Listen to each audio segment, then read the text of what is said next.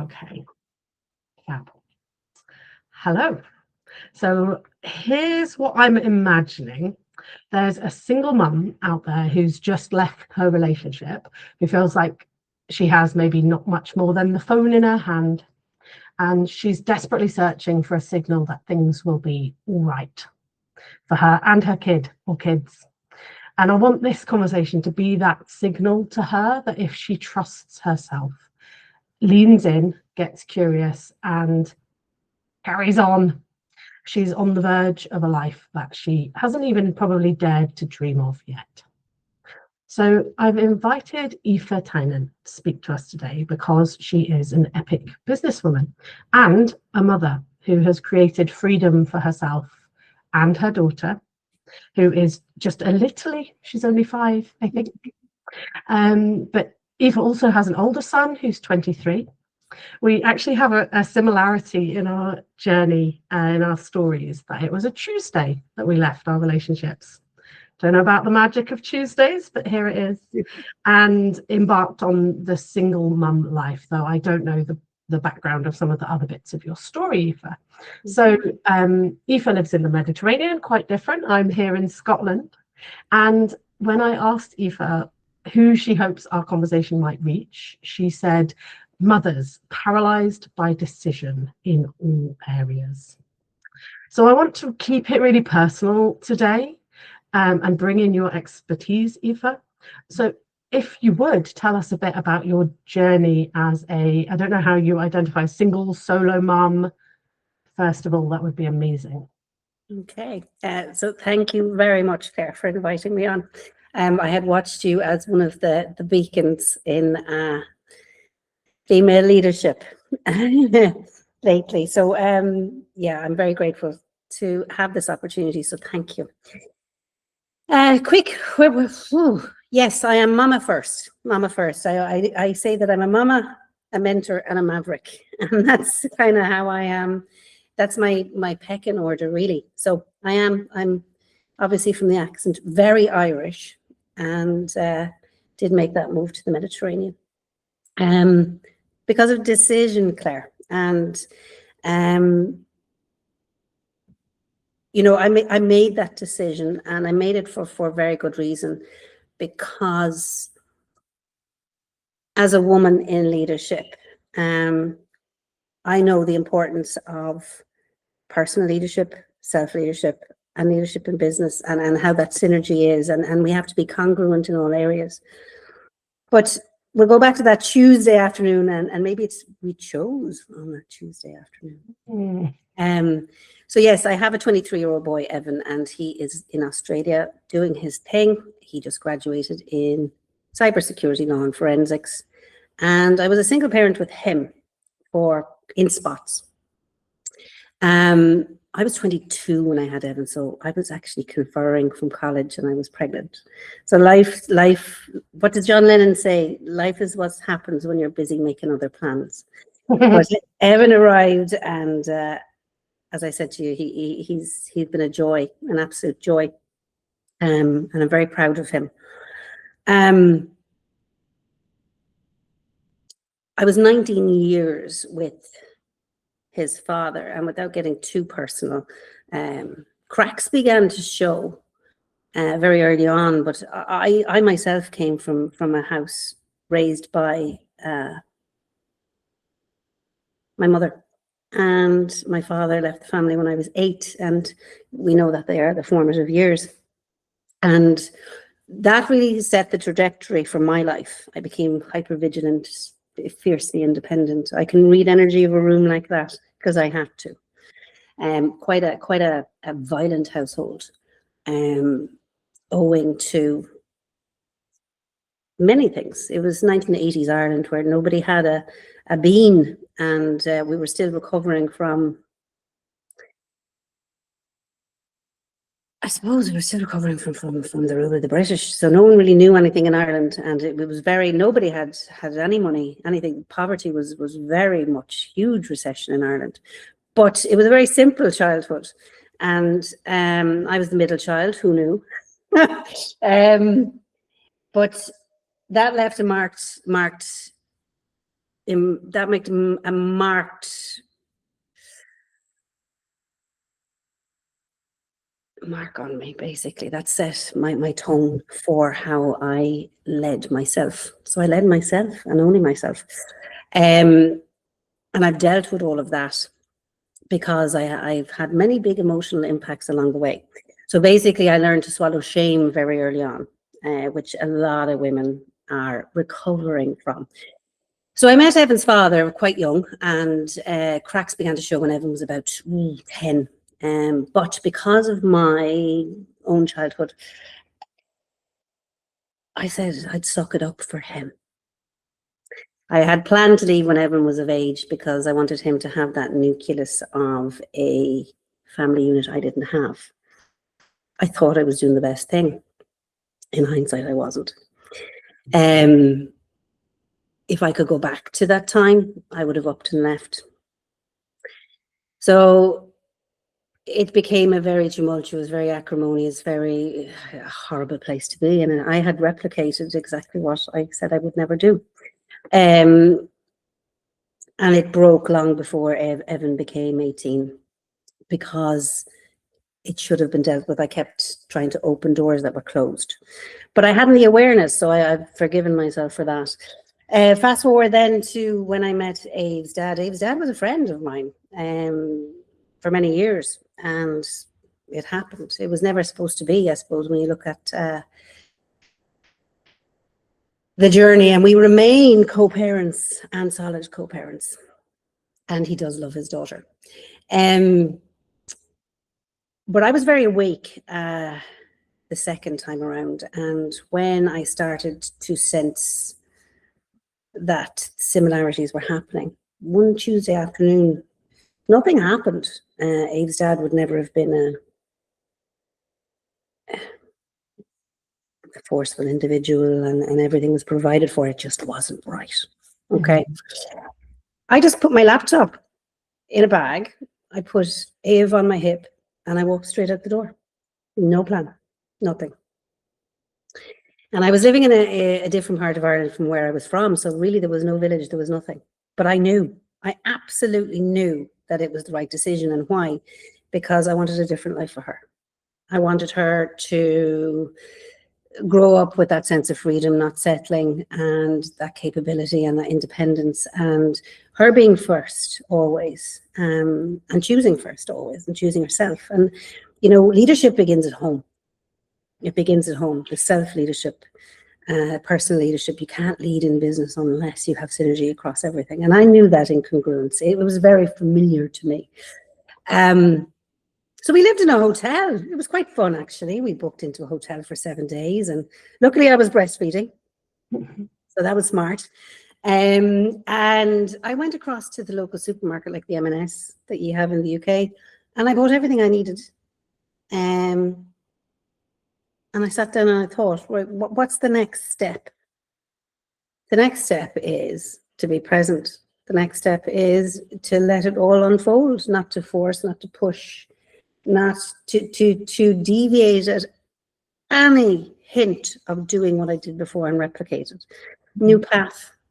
I had no idea what was going to unfold. Of course, I informed her dad what was happening, and I become very friendly with my hairdresser, and I mentioned to her what had happened. She happened to send me a message, and 7 days later, a friend of hers had a house. 7 days later, and we moved in. And we started again. And we set up our own kind of routines. We made it fun. Kids love boundaries, as you well know, and that's what makes them safe. So we had a new bedtime routine. And, you know, I'm very grateful that in my business I can be flexible and I can pivot. And I literally just stepped back for those 7 days and I said, how does this feel? And instantly, you know, I'm all about guttural leadership. You can't think your way out of anything. You make a decision and you think with your second brain, your gut, and everything worked out. And that was when Aoife was about just gone 2. And we lived in that house as I was mopping up my previous relationship with properties and things. So it was it was pretty busy. And we made it work. She continued going to her Montessori school, and she's thriving. And I started listening to that second gut of mine, and I said, you know what? I know what Ireland is going to bring me. I raised a beautiful, moralistic, very funny young man in a man's world. And with Ireland, the way that it is, Ireland is a brain drain. We export our best. So that hit me hard when he was exported, as most Irish graduates are, because the Irish education system is one of the best in the world. So everyone wants to hire them. And he's in Australia. And I said, I know, I'm not doing this with Aoife. I'd always loved Malta, and I'd always holidayed in Malta. The Maltese people and the Irish people are very similar. As you can see, we're gabbers, we're chatters, right? So we are. And obviously it was English speaking as well, which helped. And you know what? I don't do vision boards. I do decision boards. So one day I said, right, how do I reverse engineer this? I don't. I just go. So I went. I didn't get strategic. I went back into my second brain, and it can be quite hard when you're running a business, because I've been running businesses since 2004.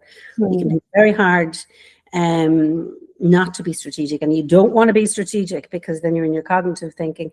You need to get into your belly, the belly of it. So we arrived here last August. We came over in June. We checked it out. I found this most amazing international school, which is all about holistics. They have a week, the World Without Walls. So they go out and they do like sailing, and they do like science, and they go on trips, and drama and singing, and it's all about developing them holistically. And obviously then it has the usual school bits and bobs. And you know what? She is thriving. She is absolutely thriving. She is a brand new base. How resilient kids are. Thankfully, she doesn't have my pasty white Irish skin. She did get her dad's, which is wonderful, because she will tan. I just need to look out the window, and I'm a lobster. And she has made a beautiful friends. I have a gorgeous nanny who comes in twice a week to help me out so that I can work, because as a solo parent by choice, and I don't call myself a single mother, though technically I am. I'm a solo parent by choice.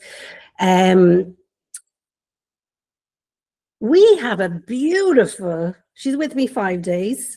She's with Abril, the nanny, 2 days. And we have a wonderful little system, Claire. So we get up in the morning, we're an hour ahead. We walk hand in hand down. She tells me about her day. We practice her maths and she has real Irish dry wit. I love it. You can take the girl out of Ireland, but you can't take Ireland out of the girl. And I get to pick her up, and some things I could never do before. We have such a spacious life.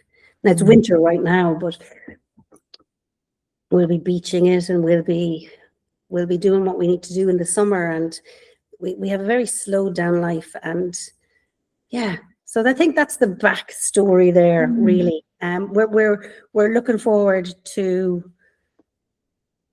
whatever happens, because when you have that self-trust cultivated, and when you make a decision in your conviction, everything bends around this. Yeah. Everything bends around this.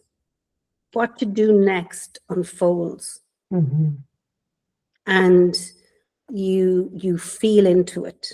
You never think into it. And if you tell me if I'm talking too much on this. It's beautiful. It's great to hear, and I'm really grateful that you're sort of being so open about the process. Yeah. And being open is really important with us women in leadership, because that's how our smalls learn. You know, since I became a girl mama, things shifted for me. I used to be a human resource consultant. I still put my toe in. I started I was always in push, so always improving. And I had a very masculine type. It was a man's world. I had to be the way I was, and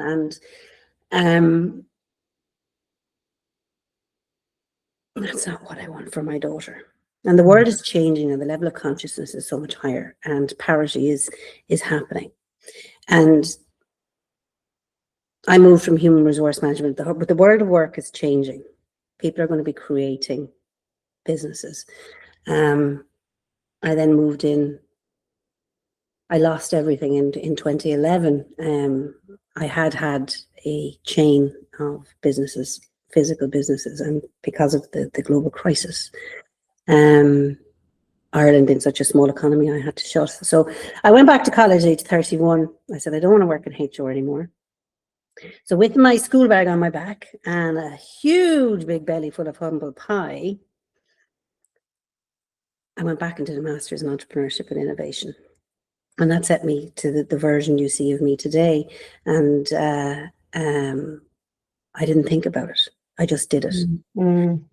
And I spent 2 years doing that part-time and working in HR, which I really didn't like. But I knew as a solo parent, you wear both hats. You have to be that nurturer as a mother, and you also have to be the provider. And for any of your listeners that are at that decision point, I can tell you that solo parenting is a hell of a lot easier than counter parenting.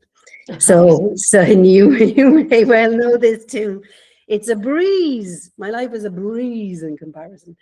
So I went back and very long story short, this isn't an interview about a job, but that started me on a new trajectory again. I ended up consulting for government. I ended up doing lots of things, which I never would have done without that decision point. And I get to work with beautiful women now, helping them develop their own leadership and being, barefaced and real and rooted and just getting things done. Always in the back of my mind as the next generation, because we're only 50 years into this. We have to stop the shame. Women have done amazingly. Amazing. And I think I said this to you, the Equality Act came in 1978. I was born in 1980. We weren't even twinkles in our mother's eyes. And most of your listeners will be the same. So let's just stop. Let's just stop and say, look how far we've come. Men have been balls deep in this since time began. Yeah. They've been balls deep in this. And look what we have done. So in order for the next generation leaders, and I don't mean leaders out running company, I mean self-leaders. I mean, in personal leadership, I mean in decision making, in less of the cognitive dissonance, in critical thinking, in being whole, and we are the hybrids. Thanks to those women that went before us, you and me. So when we this industry will shame them for hustling. I don't. I applaud them. I don't have to hustle because of them. I'm the hybrid. And my daughter is going to have full parity and full freedom. So there's always a bigger thing at play. If we really want to be legacy makers, we just have to look to our smalls. And we can make that change. And it starts at home. And more. I'm so interested in the self-trust thing, because it's something that comes up a lot with my clients, because and I think women blame themselves for this, for the fact that they don't trust themselves. And I will always bring in the history, that of thousands of years of being told that our way is lesser and too emotional and rubbish, basically. Just doesn't hold up to that patriarchal way of being. And I would love to hear, if you're consciously aware of it, how you've cultivated self-trust over time. Because when I sort of read that little bit about your story, it sounds, now you obviously have an awful lot of self-trust. You say you walked away without questioning your next move with your 2-year-old. I know that's a place where people stay in the cycle of change, stuck at indecision for a really long time. what you're saying about the kind of head versus gut so resonates with how it was for me as well, because I actually realized afterwards, if I had done a spreadsheet, I couldn't have made it work. I wouldn't have made the move. I would have stayed in fear and stuckness in a marriage that was absolutely not somewhere I was going to thrive as a person. So I would love to hear about strengthening that self-trust muscle in your own journey, or what you see in other women, perhaps. Okay, in other women, you know, in terms of self or in terms of business, Claire, just to be really clear. Do you know, when you were speaking about the one kind of being the bedrock for the other? Yeah. All of it, whichever comes through. Yeah. Okay. So first off, I think it's important. I would be a very spiritual person. And my veil came down very quickly when I was 8, but I would have always been intuitive. My veil is now back up. My level of consciousness is way up. And I think that's really important.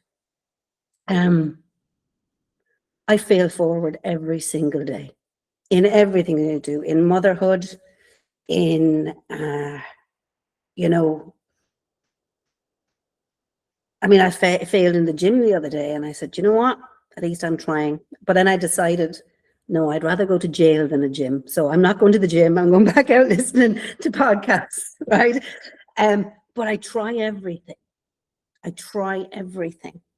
And I'll sit and I'll always go into my gut and say, how would that feel? Shame.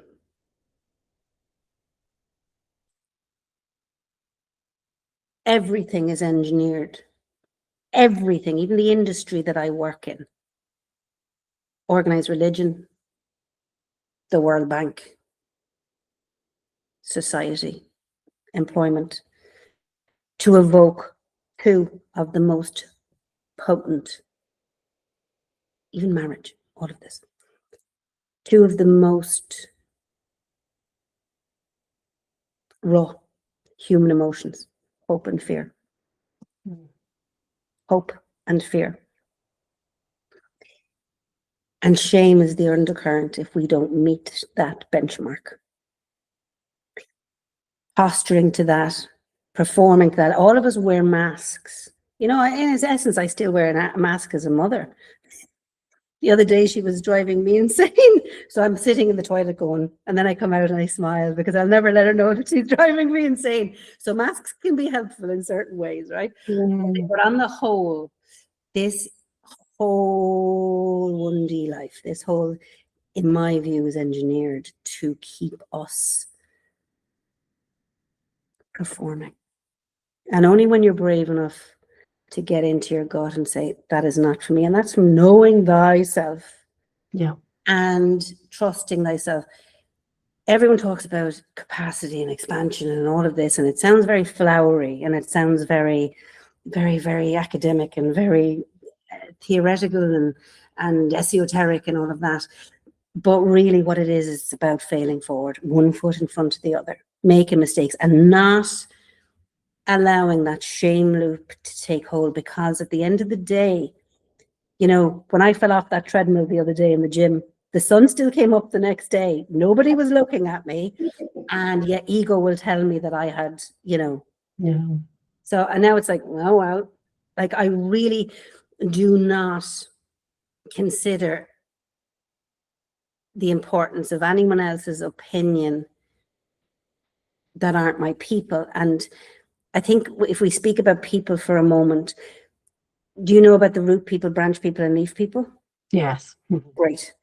So I have like five root people in my life, and if I had nobody else, I am good. But it comes from that, you know, branch people come and go, leaf people fall away. And I think it is at this point that, you know, I think holding on to anything that doesn't make you feel good, or anyone, is the crux of this. And having that that bravery to say, no, this isn't right. Because when we stuff that down, my nana had a saying, and all of these are landing so beautifully for me now, and differently in my 40s. I'm 45. She used to say, whatever you do in darkness always comes to light. I never got that. And then she had another one. And I remember looking at the word. The word was conscience. And I remember looking at such a big word. I must have been only like 7 or 8. I'm going, what does that mean? She used to say, there's no softer pillow than a clear conscience. I thought about that Tuesday I left Aoife's dad. And that, to me, has been a mantra that I believe, from a visionary woman who was born in 1908 in utter poverty, who was illiterate and smoking cigarettes at the age of 5 because they were rationed in the war. Right, that was my grandmother. But the intelligence and the wisdom in that woman, was amazing. So I do think of that softer pillow, and I have a very soft pillow these days. Yeah, that reminds me, one of the reasons that I stepped into the work that I do now is because women don't get an opportunity to have embodied experiences of their knowing, their deeper wisdom, their knowing. And by it seemingly complete chance, but really I was just following that intuitive sense of what was right for me, I ended up in neuro-linguistic programming training. It made absolutely no sense for me to be there. Zero, and I went, and luckily I didn't have the, I guess, awareness at that time to feel any kind of imposter syndrome, because I was literally just grasping for anything that might change how I felt, because I felt so awful as I stepped out of my marriage, even though I definitely felt that sense of liberation. But those workshops had me go through loads of experiences of opening up my consciousness, tapping into my wisdom. And one of the things that always stands out to me, that feels a little bit like the soft cushion of a clear conscience, is this experience where I went through a process of figuring out what home meant. I thought I was working on, should I buy the house I was looking at, or would I move location, or it was all very cognitive, up in the head. And I went through this NLP process, naive enough not to know how sort of foundational a shift it could have in my system. And the final piece of it was to come back to kind of the new knowing that I had. And all that happened in inverted commas was that my body had this felt sense of me standing with one kid's hand in each, and my kids were really young at that time, they were like probably just walking, and 3 maybe, and I felt their little hands in my hands, and I stood there and I felt so rooted and grounded, and I went, my God, Claire, home is not a building. Home is not a county. Home is you. You are home for yourself and your kids. And I still tune in to that moment these days, because it's such a moment of embodied wisdom that serves me time and again in my decision making. And that's why I show up in the world scrappily, raw, going, women need to do this work, because we will realize that we're everything we've been dreaming of. Boom, boom, absolutely boom. Home is here. Home is here. Okay, I love that you've said this. And if I can please just give you another little thing that really has shaped me. My Leaving Cert English paper, I loved English. I love philosophy, I love poetry. Was discuss was Oscar Wilde, famous Irish poet. Be yourself, everyone else is taken. And I'm like, whoa, what a paper I'd write now. So I wrote this paper as a woman on her deathbed in her 80s, looking back on her life. Oh. I did particularly well in it because I loved English, it came naturally to me. And not so much maths, but English did. And, you know, I stayed in a hotel in Dublin there. I had to fly back. Aoife has an ongoing eye complaint. That's nearly sorted. Mm-hmm. And I cried all down the corridor was Oscar Wilde and all the famous Irish poets. And I'm like, yeah. You know, you get these little kind of nudges that, you know, congruent leaders like you, that we've been in the weeds, that we know the way, we show the way, we go the way. Okay, Mm-hmm. Maxwell. And you know, home is where leadership starts for our smalls. And I think we are so blessed. This is why I don't identify with single mother. Now, I appreciate that your listeners do, because as I said, I'm a solo parent by choice, but I think women have a different, if you listen to purpose now, that the whole matrix of the way the world has been set up, it was set up for men. I don't care what anyone says. Okay, men on totem poles, the matrix. And that is crumbling now. And I am not a feminist. Okay, I'm not burning bras for anyone, but and I believe that feminism can be like patriarchy with sparkles on. I do believe that, because it's either or. Can't you be both? Right? But women have women are their roles have changed. And as we lean in, you can only do that gutturally, because there is no blueprint. There is no, this is what you do. There's no embodied leadership. Only 50 years in. Women have a different role. And when you are that solo parent and you have to multitask with those roles, my God, many are chosen, like many are called, but you are chosen to do this and to actually lead the way, know the way, show the way, go the way. And you can only know the way by going through it. Like there's no around it. It's through it.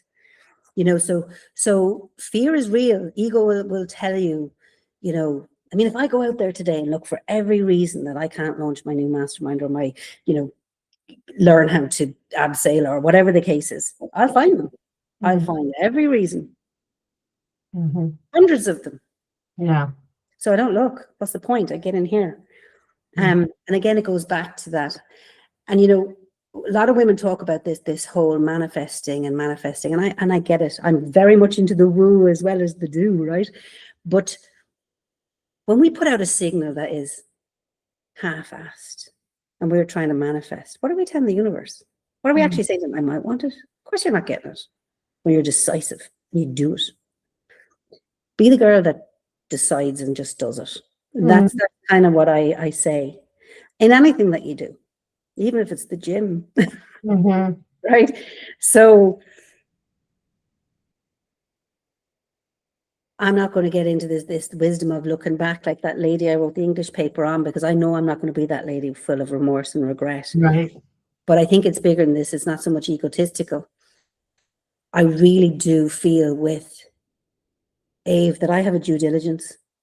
And as a leader, and I work with many different types of leaders, not just in the coaching, I also consult and do other bits and bobs. I see a lot of posturing, I see a lot of performing, I see a lot of, and I sit back and I feel sorry for these people, because I genuinely feel sorry. I'm a human-centric, because they're gaslighting themselves. And that's essentially what we're doing, whether you're leaving a marriage, whether you're asked in anything, you're gaslighting yourself. Whether it's manifesting whatever you're manifesting, whether it's like, there is no gray area. You either do it or you don't. And that might sound harsh, and people say to me, God, you're very abrasive. No, I'm not abrasive. I'm backing you. Come on, let's do it. You know? Of why I've, you know, tuned in to what you put out there, because for sure, you know, with the greatest love for myself in the world, you know, I can hang around in that place of like, I do want it, but I don't really believe that I can do it or get it or be it, you know. And actually there's been a big shift for me recently in terms of exactly what you're saying, which is I have made the decision and I am going for it. And you know what? I see you and I say, yeah, you got this. I'm not going to say to you, you know, fangirl anybody. Mm. But I see clearly those that are real leaders are not. And I find it reckless, absolutely reckless. And I think you might know from my content and things, like I can be confrontational, but never cruel. I would never be cruel to anybody because I know what cruelty feels like. But I stand against mainstream in this coaching industry. And I do it for a reason, because it's recklessness to, for example, it's recklessness to teach people how to be leaders in a container. That's not leadership. You can't teach leadership. You got to do leadership. Mm-hmm. And you only do that by deciding you're going to do it, whether it be as a mom, a sister, a friend. It's not just in business. It's all encompassing. There's synergies everywhere. Mm. And, you know, I have had, without, I'll call it a spade, I've had huge career success, huge. But I broke myself in the process. And I did in the end. It was like, oh, what I do now, I do very well for myself. But I have no desire to work with everyone and be the next Amy Porterfield or anything like that. Yeah. I've had the 7-figure business. I've had this. I've had that. I lost everything. And I nearly broke myself in the process. Now, this time, because I have experiential learning, I have embodied wisdom, I'm doing it differently because I'm a disruptor. You've got to either self-disrupt or self-destruct. So I choose to self-destruct, evolve every single day. And it's in my gut that I can do that. And I'm very choosy about who I work with, not because I'm better than anyone else, but because I'm too long in the tooth. You can't drag anyone into leadership. You're either self-leader or you're not. You either have autonomy or you don't. And it cannot be taught, borrowed, bought. And it starts at home. It starts with you looking in that mirror and getting rigorously honest with yourself. As you say that, I think to myself, I believe that every woman has the seed of self-leadership within her. And I just think there's so many layers over the top of that in women. You know, you see, I was actually saying this to my twin the other day. I can pick up immediately on a woman who's terrified of the process that she would have to take to start to be really honest with herself, to stop gaslighting herself, essentially. I can see it in the tension in her face, in how she, you know, the words that she uses. Obviously, that's, you know, part of the NLP thing to pick up on that stuff. And I still believe in her being able to do it at some point, but like you say, it's maybe not my work in the world to help her to get there. I think we have different roles, but I think they're both as equally important, you know, because the compost in which we grow will take other people, and you've got to find the people that you know at each appropriate juncture can help you. So if you're in the middle of leaving a relationship and want that in, but like you're the first word to call, I'm down the line, right? Because we got to deal with what's in front of us first. Yeah. But again, I'll go back to you're bang on the button there. Everyone has the capability to lead, and it starts with self-leadership, because we have no business trying to lead. There's not a snowball's chance in hell that back in 2011 I would have been able to lead anyone. It would have been reckless. I didn't know who I was. Death of ego self was what was happening. And if you could tell her 2011, did you say 2011? You something from where you are now that would help her. Okay. What would it be?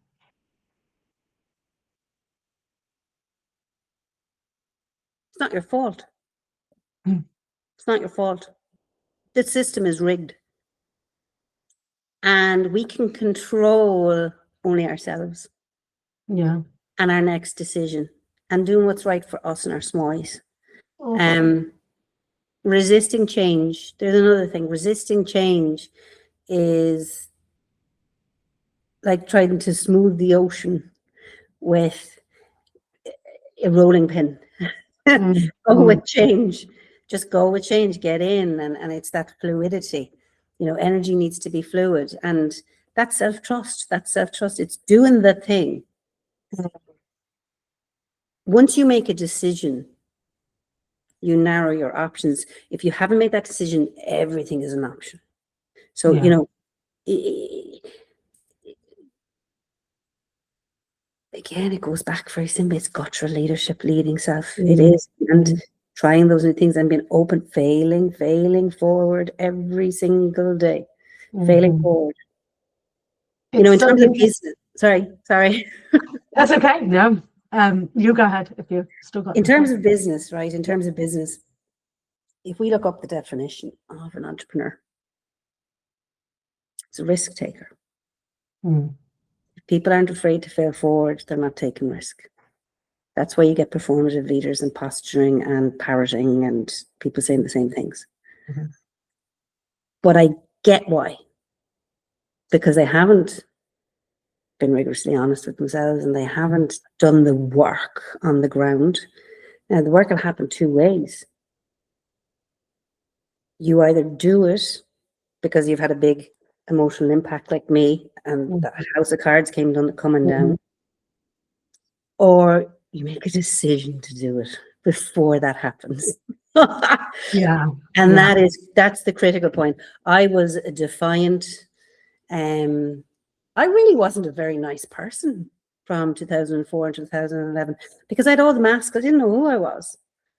So I'm very grateful that I had that whole big emotional impact. Not when I was in the eye of the storm, Mm, but I found my true self after that, and that was the start of me being rigorously honest. If you and I met for coffee today here in Malta, you'll see the very same version of me that has chatted to you. mhm. There is no alternative version of me. Yeah. Yeah. My clients would be the same. I can turn Mhm. up a bird's nest hair, I'm sure, right? Or, you know, with porridge on my front. And I'm the same in parenthood or friendship. And that to me is the real freedom. Mm, That to me is actual freedom. yeah. It's a beautiful place to be, but it starts with a decision. Yeah. What I was going to say is that as you were talking about decisions there, it's always interesting to me because when I was at the end stage of my marriage, I didn't feel I had any choices. Okay.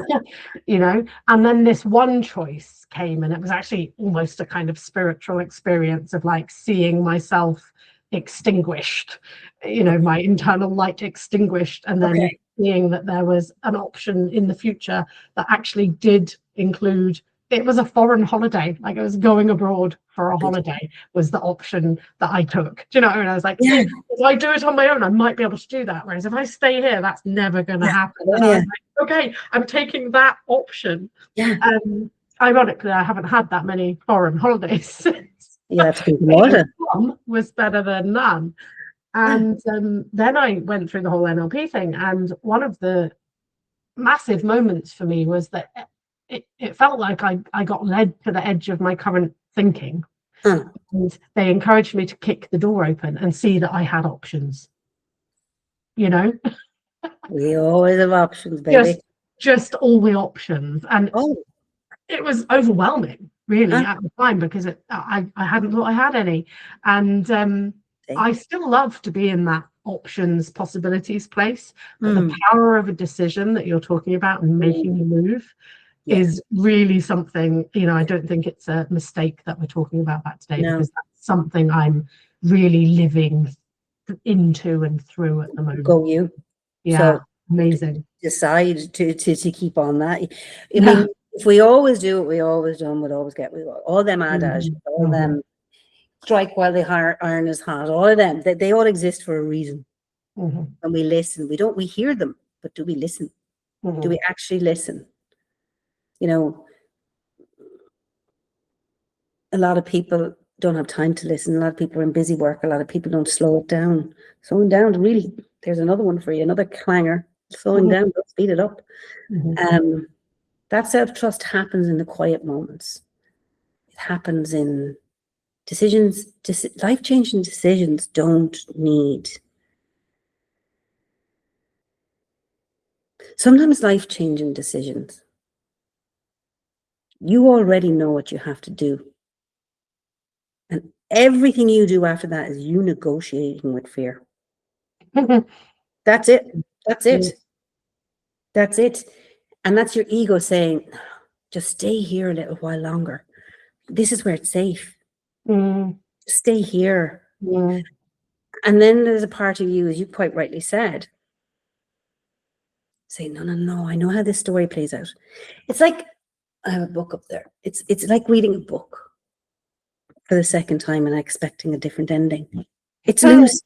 It's loose. But that's what ego will tell us in that moment, because your amygdala is firing its survival brain. So that's why your brain, you need to shut that off, making a decision and get in here. And the thing is, you will always find somebody to collude with your fear. Boom. You know? Oh, yes. Which is why containers don't work in leadership. One of the things that I've also just recently realized is that I've been fighting a kind of double-sided battle, right? Where I'm leaning into my own self-trust. And that's actually really embodied. You know, I do trust that I will make things work. I really trust it, which is amazing. But I've been using some energy to try and convince other people that that's the case. And recently I thought, drop that. That is taking up energy that you need to be putting in this direction. Just doing the do, like you say, you know? And it's so liberating just to be like, I don't care what they think.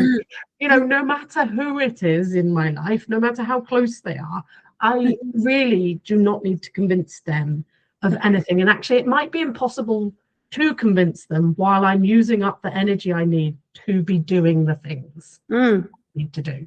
So drop it. Let's go. Yeah, this is you. This is the conviction. Like, you know, I don't convince, chase, or cajole anybody. I don't. Yeah. If people can point their finger at what they want with me, beautiful. Yeah. And if they don't, that's fine. I really just am myself, and I do believe that the right people drop in, and the right people drop in at the right time. And there is this, I often liken this to a hill start. So where I grew up in Waterford, southeast tip of Ireland, there was this hill called Bunkers Hill, and the gradient was like this. So for your driving test, you were brought here, okay? And everyone was terrified of it, for good reason. But you know, when you're riding the clutch and the accelerator and you're learning that bike point, I ride that every single day energetically. And I know now when to accelerate or it's going to let me roll down the hill. And that's the decision point, right? And I often think about that hill. And I did pass my test first time on that, so I did something right. But it's that, when you know that bike point, when that self-trust is really there, and some days I get it wrong, and that's fine. But you know that it's going to be a good day in terms of parenting, in terms of the friendships that you have, in terms of, I don't know, just making stuff happen in that. People talk about flow, that's kind of my flow, but flow only comes when you make a decision. So this is something that we don't just do once. This is constant disruption, evolution, and just honing our self-leadership. Everything else falls into place. It's amazing. I have too much experience with working with so many people, and as a human-centric, I can see when people have that fluidity, and they're the people I want to be around. They're the people. I walked into a corporate new consulting thing that I'm doing here, and very boring. I won't get into it, but you can see like a split of 9 executives that I'm working with, and there's 3 of them. There's 3 of them that are leading themselves, and yet they have the title of leaders. Yeah. So I know those 6, I'm going to struggle here, because they'll be resistant to the change and pushing back. They haven't done the inner work. They don't know themselves. They are wearing that mask. But the 3, they're going to be fun to work with. I don't want to work with fun people. You know? Love that knowing. Yeah. Yeah. So this is, I don't know, like, we can talk about spirituality for a minute, if that's okay. I would love to. Yeah. Like, my own personal view, I was born in that very bleak Ireland at the time, Catholic, and I was taught to fear. See, remember I talked about the hope and the fear? Fear of the nuns, fear of the priests. And I went to this very etiquette-led secondary school for ladies. Now, I was WWF wrestling ninja, Barbie-loving tomboy, right, that had to play the game as this etiquette-led little lady. They used to measure our skirts. That's the truth. To see, and you would be punished if your skirt was too short. And there was that fear of that. So I would be a very spiritual person, and I believe we are spiritual beings in a human suit. Yeah. And our level of consciousness cannot tell us what's next in this human suit. There's something. I don't know what it is, but it's definitely not to be found in statues. And they're beautiful, the statues, some of them are scary, but some of them are beautiful. And if people love their church, that's perfect. There's no judgment from me, but it's I think that spiritual for me is, it starts with self. We are an extension of whatever source is. So the more work we do, the closer we get to that source. I'd love to know your views. I believe further up is further in. Well, some of the hardest times I've gone through, I have at the same time tuned into a deeper faith and spirituality. That's of the kind of Mary Magdalene school, you know. I've learned a lot about the kind of Christ and Magdalene. You know, it's 2 sides of the same coin. It's actually equal levels of teaching. And you know, the Christ consciousness is that we are one with everything, and that actually that barrier of people telling us how to interpret faith and spirituality is a means of control. And we don't need that as women. What we need is to tune into our own humanity and divinity and consider them both to be equal. And they will guide us. So absolutely, that's been my journey, continues to be my journey, because as I say, at the moment I seem to be very kind of connected to source. It's guiding me, it's serving me, and I am, I think, beginning to get to a point where I feel like it's my time to serve it too. You know, nice reframe. Yeah, I'm done with, you know, as a single mum, and that is what I would call myself. I feel that again, with the greatest love for myself, I feel I've been a bit of a drain on the system. You know? I feel I've had to take a lot in order to be who I need to be for my kids, and I think that is the most important work I have done and will continue to do.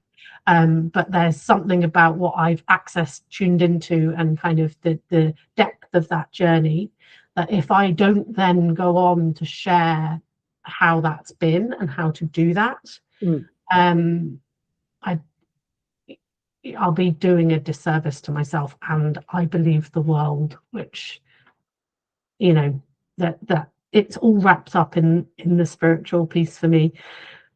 You know, hearing my daughter in the woods the other day go and wrap her arms around a tree, she closed her eyes, and I thought, oh, she's doing Reiki. I can tell, because my kid's face goes a certain way. when they do Reiki. Yeah. And she came away and she said, I just told that tree because it didn't look very well.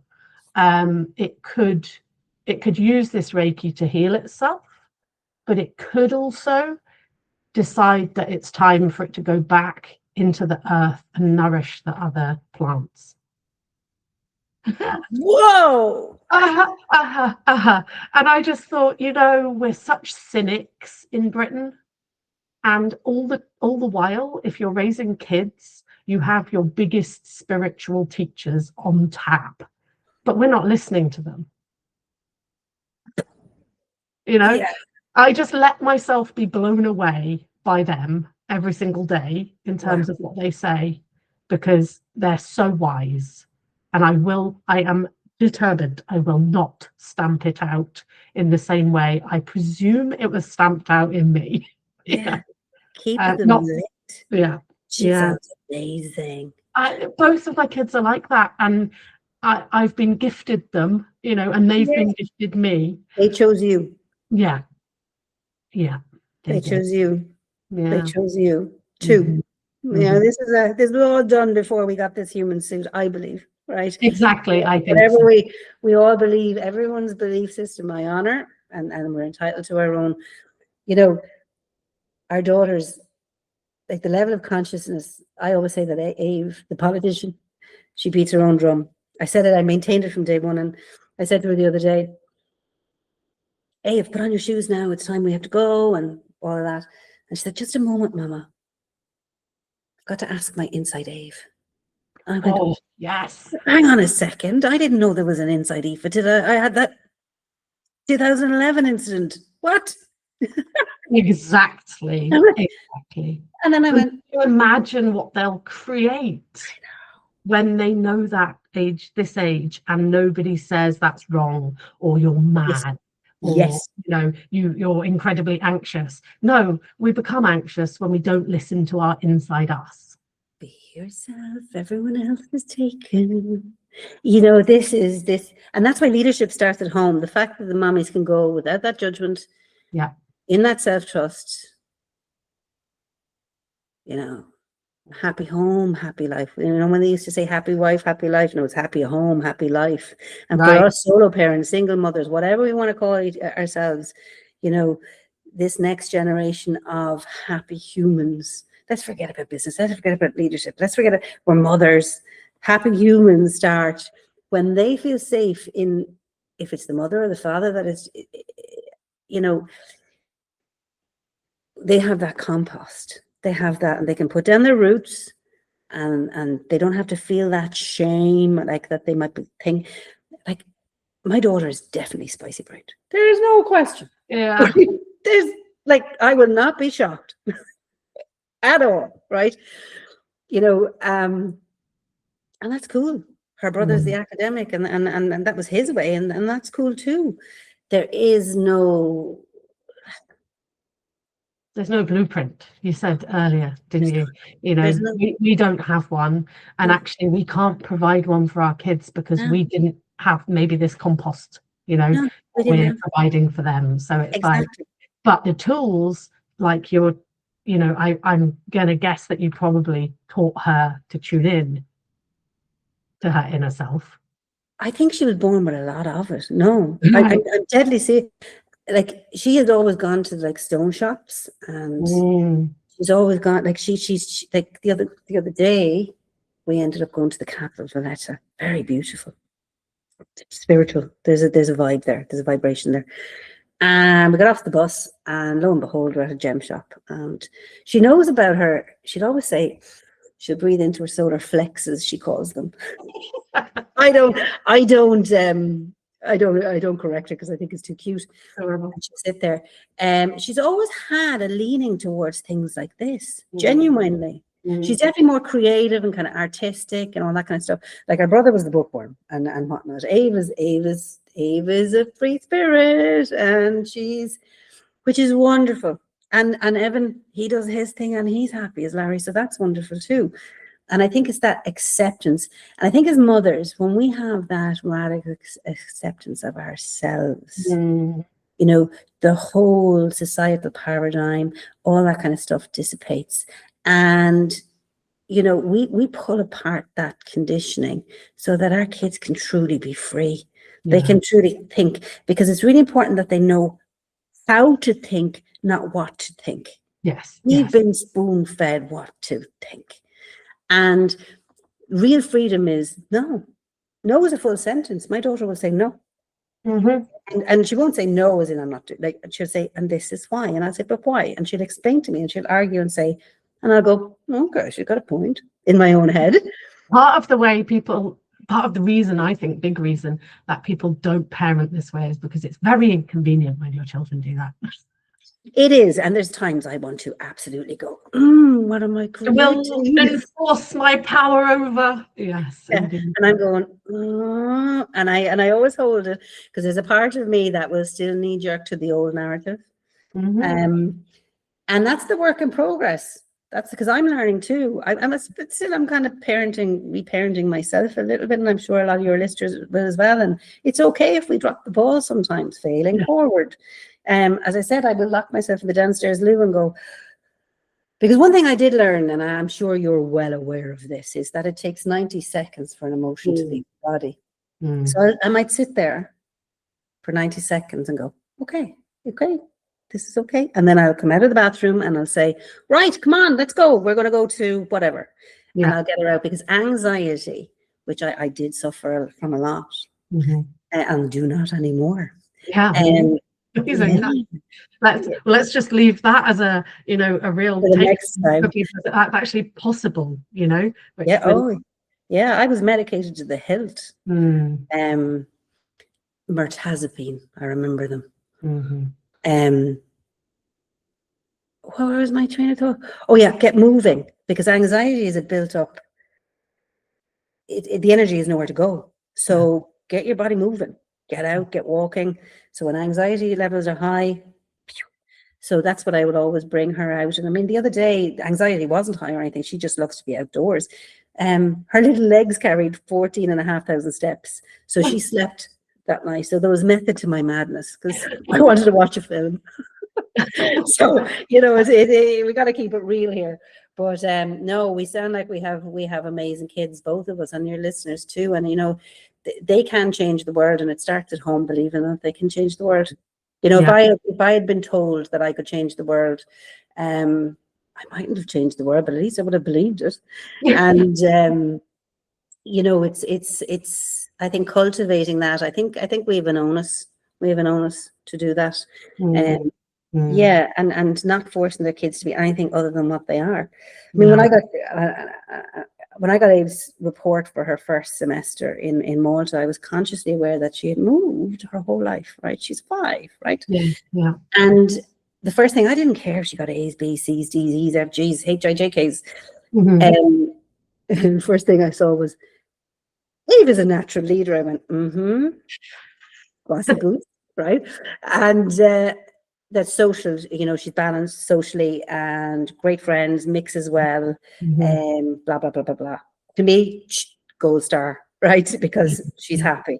Because when kids are happy, we as mothers can take over the world, but they can't be happy unless we are. Okay? 100%. Okay, let's take a breath with all of that. Fantastic. I really enjoyed that. I really enjoyed your company. I have one final question. When you think of single solo mums that have gone it alone, done their own thing, who is the most inspirational one you know? If you have one.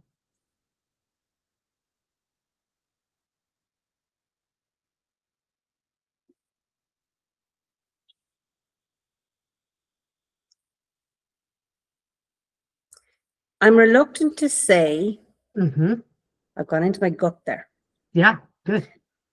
Anybody who's in the media. Right. I'll tell you why. It's manipulated in a brand story, right? Yep. And they may well be, okay? But right now, the listener that's on the cusp of that decision and knows what she needs to do next, Oh, that is the person that I am most, you're holding your hat to. yes, Oh, because it's the real raw leaders. It's the change made on the cusp of change. mhm. And that change happens the minute they decide, you know? Yeah, yeah. Gorgeous. And I asked because when I was at the beginning of my journey, I was looking for people who would bust open the myths, who would show the process. It's part of why I show up like I do, because I really I wanted to see that there was a path, you know. Yeah. So yes, so beautiful. Thank you so much. I hope And that was helpful. And yeah. yeah, and my way is only one way. And there's no right way. There's no wrong way. There's your way. And you make it your way, And you they know? no doubt will. And they will. So I hope that this conversation has been helpful. You can find Aoife's business at aoifetynan.com or connect with her on Facebook. I'll drop the details of that in the show notes. Thank you so much again, Aoife. And thanks for listening. So keep going, believe in yourself, be brave,